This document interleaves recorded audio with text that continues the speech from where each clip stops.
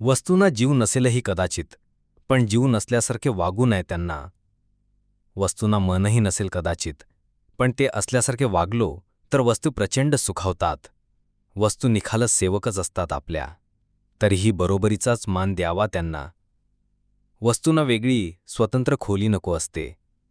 त्यांना फक्त आपल्या मानलेल्या जागेवरून निष्कासित न होण्याची हमी द्यावा. वस्तूंनाही असते आवड स्वच्छ राहण्याची, हे हाताना लक्षात ठेवायला सांगा. वस्तूंना जपावे, लाडावूनही ठेवावे, त्यापुढे जाऊन त्याच जिवंत ठेवणार आहेत आपला स्नेह नंतरच्या काळातही.